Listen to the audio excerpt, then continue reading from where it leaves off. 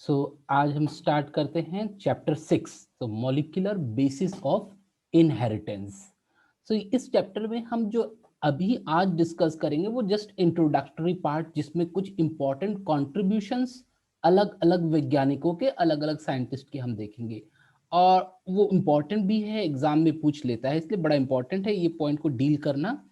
तो चैप्टर का नाम है molecular basis of inheritance. Inheritance में हो गया कि हम क्या अपने एंसेस्टर लोगों या अपने जो फादर मदर से हमने क्या इनहेरिट किया।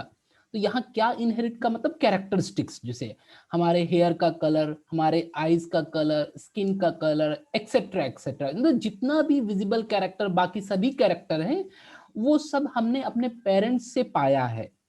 तो वो हमारे पेरेंट्स ने हमको वो प्रॉपर्टीज कैसे दिया है, वो कैरेक्टर कैसे दिया है, सेल के जरिए, एग और स्पर्म के जरिए। तो एग और स्पर्म में वो क्या चीज है जिससे ये कैरेक्टर आते हैं।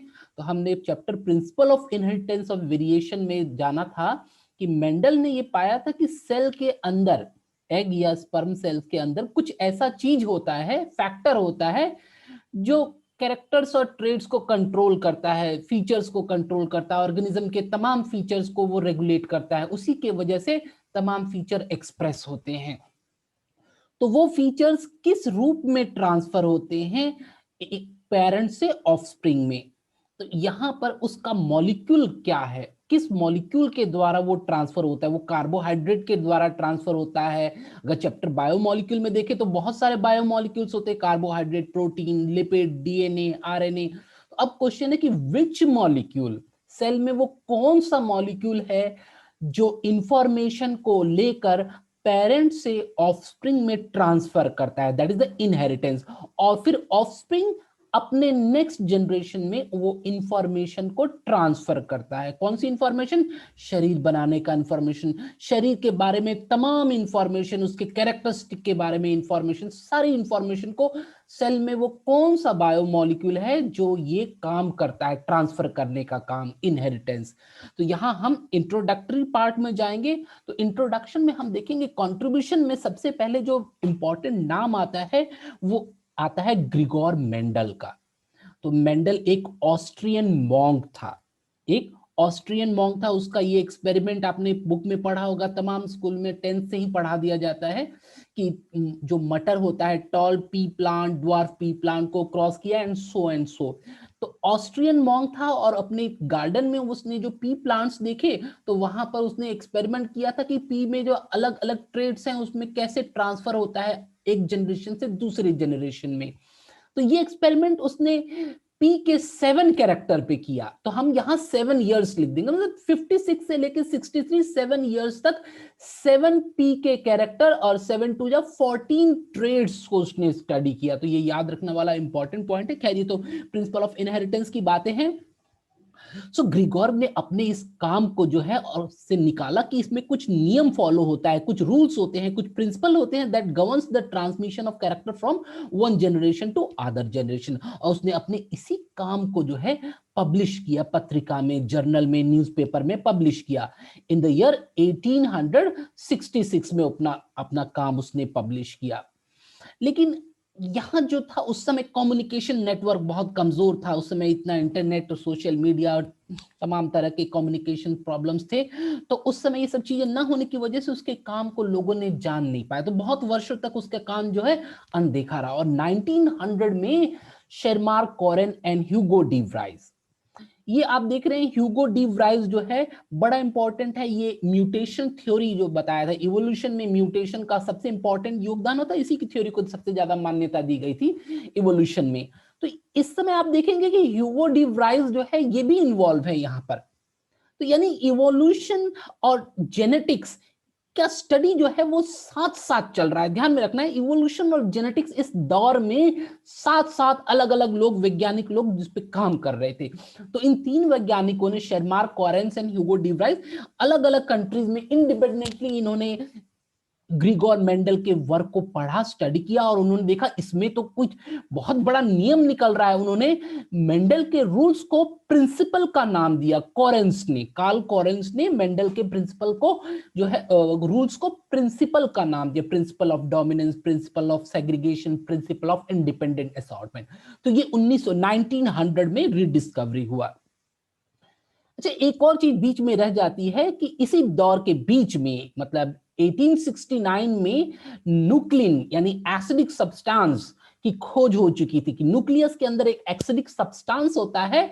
बाद में मालूम चला डीएनए, वो तो अलग बात है, बट न्यूक्लिन उन्होंने नाम दिया फ्रेडरिक मिक्सचर ने इन द ईयर 1869। और 1882 आते आते तक वॉल्टर फ्लेमिंग ने क्रोमेटिन खोज निकाला और साथ में सेल डिवीजन में माइटोसिस की भी खोज कर दी। यानी यहां तक कुछ कुछ क्रोमोसोम से रिलेटेड सब चीजें निकलती आ रही हैं।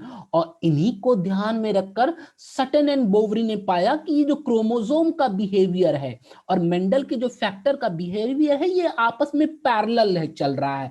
यानी जो फैक्टर के लिए कहा जा रहा है वही क्रोमोसोम के लिए भी कहा लागू हो रहा है। उन्होंने ये माइक्रोस्कोप से देखकर ऑब्जर्व किया। तो सटन एंड बोवरी ने ये सब चीजों को एक क्लब करके एक क्रोमोसोम थ्योरी ऑफ इनहेरिटेंस दिया। उसी मेंडल थ्योरी को उन्होंने क्रोमोसोम थ्योरी ऑफ इनहेरिटेंस का नाम भी कन्वर्ट कर दिया। अब यहां पर जो है कुछ समय बाद क्या हुआ, जीन और जेनेटिक शब्द भी आ गए। तो जीन शब्द जो है it was coined bye Johansson in the year 1903। और जेनेटिक्स जो टर्म आ गया, वो जेनेटिक्स का मतलब होता है इन द ग्रोथ और न्यूबॉर्न का ग्रोथ टाइप का, इस तरह का जेनेटिक्स हो गया। तो जेनेटिक्स टर्म विलियम बैटसन ने 1919 से लेकर 1910 के बीच आसपास कहीं दे दिया था। तो ये दो टर्म जो आ गए बड़े इंपॉर्टेंट है, जीन एंड जेनेटिक्स टर्म यहां पर आ गया है। इसके बाद हम देखते हैं कि 1910 से लेकर 1915 में अब यहां मॉडर्न टाइप स्टार्ट होने जा रहा है। तो मॉर्गन, थॉमस हंट मॉर्गन आ गया। इन्होंने क्या किया, ये जो सटन एंड बोवरी की जो क्रोमोसोमल थ्योरी थी इसको वेरीफाई किया। तो उन्होंने ड्रोसोफिला मेलानोगैस्टर, जिसको हम एक मॉडल ऑर्गेनिज्म मानते हैं इन द जूलॉजी यानी एनिमल जेनेटिक्स में, इसको मॉडल ऑर्गेनिज्म के रूप में इस्तेमाल किया जाता है। काफी हद तक इसको इस्तेमाल किया जाता है, ड्रोसोफिला मेलानोगैस्टर। तो इस पर काम करके उन्होंने जो क्रोमोसोम थ्योरी थी उसको वेरीफाई कर दिया कि हाँ भाई, सटन एंड बोवरी की थ्योरी बिल्कुल करेक्ट है। और साथ ही एक इंपॉर्टेंट और कंट्रीब्यूशन इनका था, वो था लिंकेज। तो लिंकेज टर्म भी इन्हीं ने दिया था। और इनका एक स्टूडेंट था स्टर्टवन ने, जिसने सबसे पहले लिंकेज का मैप बनाया, जेनेटिक मैप बनाया on the basis of recombination के बेसिस पर। और 1933 में थॉमस हंट मॉर्गन को इन सब काम के लिए नोबेल प्राइज मिला।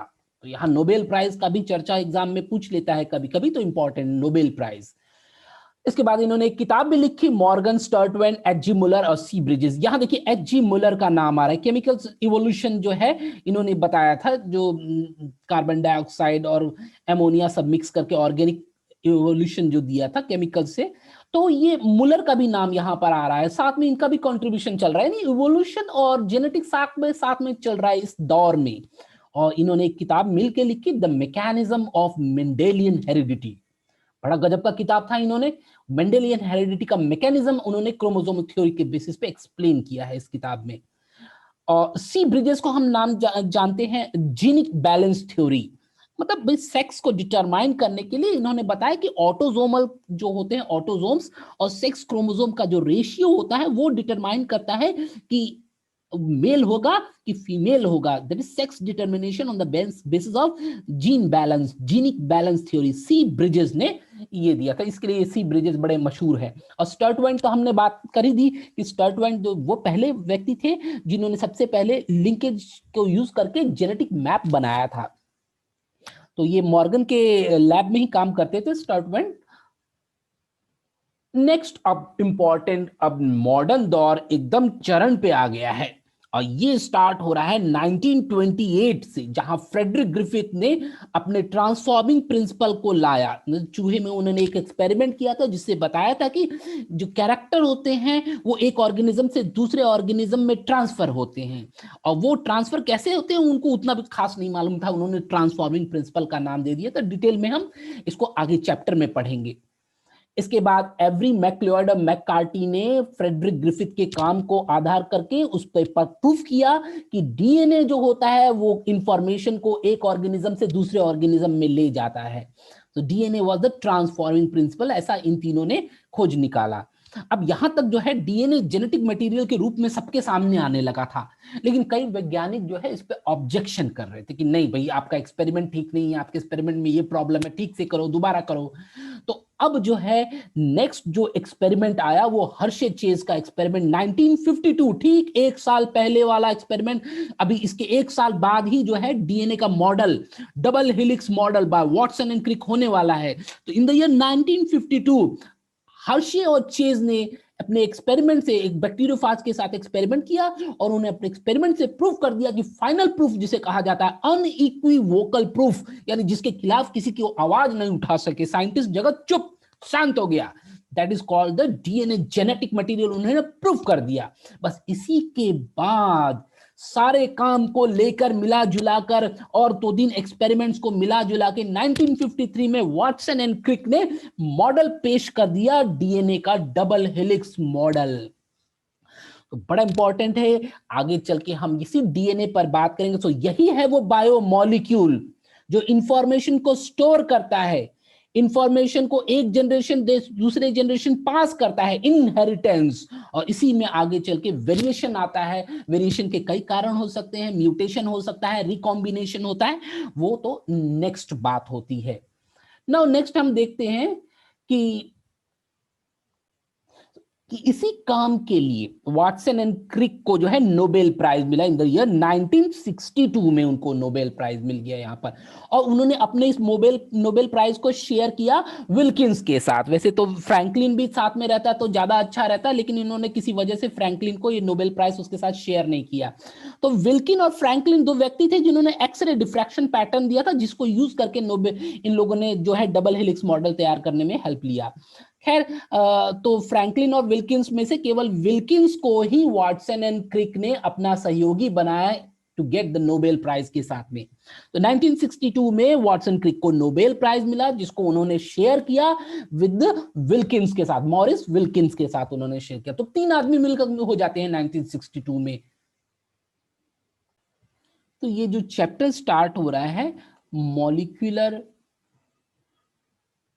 बेसिस, यानी कौन सा वो बायोमॉलिक्यूल है उसका सर्च करना, मॉलिक्यूलर बेसिस ऑफ इनहेरिटेंस। तो यहां सबसे पहले चैप्टर में स्टार्ट करेंगे, सर्च करेंगे, सर्च ऑफ दैट मॉलिक्यूल। तो इस सर्च में जो इनका कंट्रीब्यूशन है जिन 2 लोगों का एक्सपेरिमेंट, वो है एक तो ग्रिफिथ का एक्सपेरिमेंट, ग्रिफिथ का ट्रांसफॉर्मिंग प्रिंसिपल, ट्रांसफॉर्मिंग प्रिंसिपल वाला एक्सपेरिमेंट, और दूसरा जो एक्सपेरिमेंट है वो है हर्शे चेज का एक्सपेरिमेंट, हर्शे एंड चेज वाला एक्सपेरिमेंट, जिन्होंने ये प्रूव कर दिया कि दैट मॉलिक्यूल इज डीएनए। लेकिन आगे चल के बहस छिड़ गई, क्योंकि ये मालूम चला कि कुछ वायरस जो होते हैं उनमें भी जेनेटिक मटेरियल होता है, but certain viruses contain RNA as the genetic material. तो क्वेश्चन हो गया कि भाई कौन है, डीएनए जेनेटिक मटेरियल बेस्ट है कि आरएनए बेस्ट है। तो आगे चल के डिबेट स्टार्ट हो गई कि डीएनए और आरएनए। तो आगे इस चैप्टर में इसी को सॉल्व करने के लिए बताया हुआ है criteria, criteria of genetic material. भाई अगर डीएनए और आरएनए में से किसी को भी जेनेटिक मटेरियल बनना है तो उसके लिए क्या क्या क्राइटेरिया है, तो हम चैप्टर में डिटेल करेंगे आगे चल के। तो आगे फाइनली प्रूफ हो जाता है कि इनिशियली जो है आरएनए वर्ल्ड हुआ करता था, आरएनए वर्ल्ड, यानी प्रिमिटिव टाइम में RNA was the genetic material, लेकिन उसका बाद में क्या हुआ, उसका रोल जो है डीएनए प्ले करने लग गया। तो यहां पर चैप्टर में इसकी भी चर्चा होगी। फाइनली ये प्रूफ हुआ तो कि DNA is the best for genetic material, DNA is best, DNA is best for genetic material. तो आगे चल के जब ये प्रूफ हो गया कि डीएनए बेस्ट मटेरियल है, तो नेक्स्ट जो है इसके 2 पहलुओं पर इस चैप्टर में चर्चा होगी। सबसे पहला structure of DNA, structure of DNA, structure of DNA में डबल हेलिक्स मॉडल जो है वाटसन एंड क्रिक का, वाटसन एंड क्रिक का डबल हेलिक्स मॉडल पर विशेष चर्चा होगी। इसके बाद जो सेकंड जो पहलू है, सेकंड जो पोर्शन है डीएनए इज बेस्ट कहने के बाद, वो स्ट्रक्चर के बाद है फंक्शन की बात करेंगे। Function of this genetic material की बात करेंगे। तो फंक्शन को बताने के लिए बोलता है कि डीएनए जो है वो डीएनए बनाता है। This part is called as replication. इस पोर्शन को कहा जाता है रेप्लिकेशन। तो एक पार्ट जो है इस चैप्टर में डिवोट हो जाएगा डीएनए के रेप्लिकेशन पर। दूसरा पार्ट है कि डीएनए से mRNA formation, that is called as the transcription पे चले जाएंगे हम। This portion is called the transcription. और उसके बाद हम मूव कर जाएंगे एमआरएनए से प्रोटीन पर। That portion is called as translation. ये पोर्शन हो जाएगा ट्रांसलेशन। तो यहां इस तरह से मूव करेंगे। तो ये सारा फंक्शन हो गया। और अंत में जाते जाते कुछ एप्लीकेशन फील्ड ले लेंगे। एप्लीकेशन जिसके अंदर एक पढ़ेंगे ह्यूमन जीनोम प्रोजेक्ट और एक पढ़ेंगे डीएनए फिंगरप्रिंटिंग। ये चीजें चलती रहेंगी। ये हो गया पूरे चैप्टर का एक मैप तैयार हो गया। तो इसी तरह से चैप्टर में, तो नेक्स्ट पार्ट नंबर 2 में हम जो बात करेंगे, स्टार्ट करेंगे ग्रिफिथ के एक्सपेरिमेंट से। तो आप जो है प्लेलिस्ट में जाएंगे, प्लेलिस्ट में पर्टिकुलर चैप्टर्स मिल जाएंगे और वो धीरे धीरे एड अप हो रहे हैं अभी, और कुछ ऐड ऑन हो जाएंगे। उसमें से आप पर्टिकुलर सेक्शन को सिलेक्ट करके उसको स्टडी कर सकते हैं, पढ़ सकते हैं, मेमोराइज कर सकते हैं। सो नेक्स्ट टाइप के नेक्स्ट जो पोर्शन के लिए गो टू द प्लेलिस्ट।